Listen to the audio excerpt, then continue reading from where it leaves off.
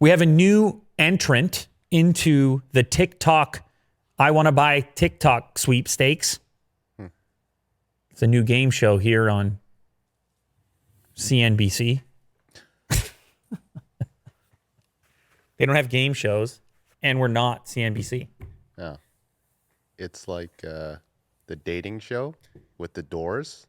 Oh, yeah. I remember that. Yeah, the wall. Yeah, right. And TikTok's usually it's... So you don't see the person on the other side of it? You don't. You're you just dating ask them without really seeing. Provocative questions. Easy. For some reason, my brain just started thinking about a show I used to watch at my grandmother's house where you had a shopping cart and you had to go shopping for groceries and hit a certain amount of money.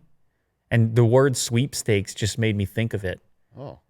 It's a shopping, you're in a store, you have a cart. It's probably from the 80s or 90s. It wasn't new when I was watching it at her house as a child. Shoppers. Was it in the 90s? Grocery. Supermarket sweep. That's why I was thinking of sweepstakes. Supermarket sweep. She would have this on. Wait a second. 1965. No, it wasn't unless it was a reboot. Unless she was watching a really old show. Maybe it's a rerun? Wow, maybe it was. And it was reruns. I don't know. Wow. You want to play a little bit of that real quick, Will? I know we're going off track here. Just give us a little. 94. Give me the 1994. That would have been it. That's a 9-year-old Lou right there. 9-year-old Lou. Yeah, that's it. Wow. Crazy, man. What a time that was. Yeah, on Lifetime. She would have had this on. Yeah. Game show in a supermarket. It would be you have a certain amount of money or a certain amount of time to collect the ingredients for a particular thing, and crazy. It was to see how good you were at the supermarket, you know? Yeah.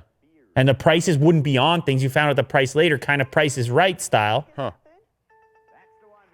They're so excited. Trivia aspect. So much optimism. A lot of optimism. 1994. The previous year, the Blue Jays had won the World Series. Pizza was thriving. The good old days. Toronto in 1994.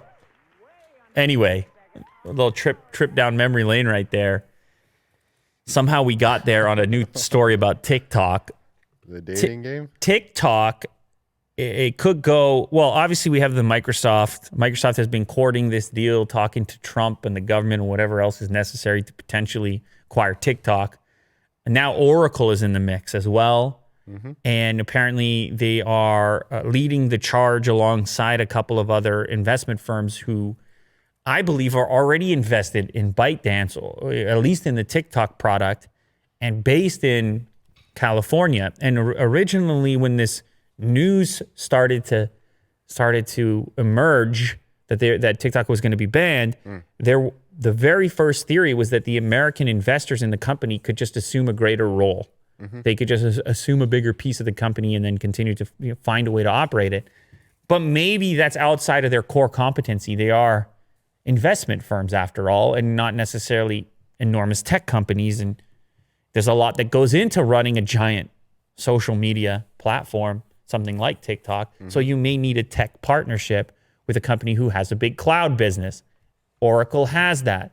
So supposedly this new pitch, it's the same as the Microsoft pitch, where it would assume it would acquire TikTok's U.S., Canadian, Australian, and New Zealand operations, same group, and it would be a partnership between Oracle, probably doing the tech back-end stuff, and Sequoia, and which is the last of those companies?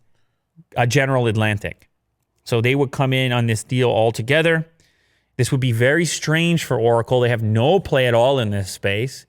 They've been in the cloud in a big way, but they've been losing some of their share in the cloud due to some of the progress that's been made by Amazon with the AWS product. Microsoft has their cloud product. Google has their cloud product. It's a busy landscape. They've actually, I think their revenue declined 6% to $10.4 billion in the fourth quarter. So they may be looking for growth opportunities, and who knows? They may be the correct party to get a deal done.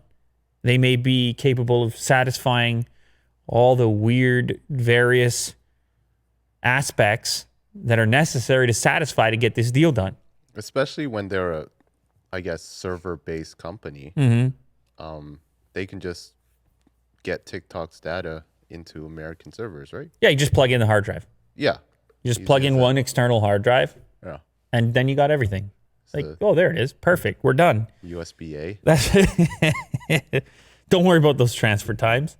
Yeah, pretty much. I guess one of the reasons or that one of the things you can imagine is that as all these pitches take place and they try to satisfy all the parties involved, there's going to be a lot of consideration around, first of all, is this company even capable of doing this in a reasonable way, in a safe and private way? Can they actually execute this thing? And then also, would they become too powerful if they did do this thing?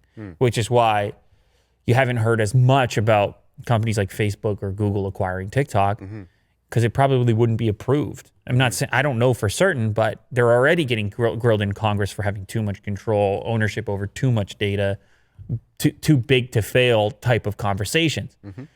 So it was not surprising to me that Microsoft was the one to emerge, because they weren't at those Congress hearings. Right. They weren't receiving the same type of grilling.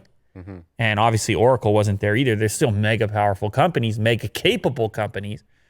But maybe this pitch ends up being the one that's accepted, because it not only has to be accepted by the seller, but it also has to be accepted by the U.S. government. And who knows what ingredients are necessary to satisfy all those groups.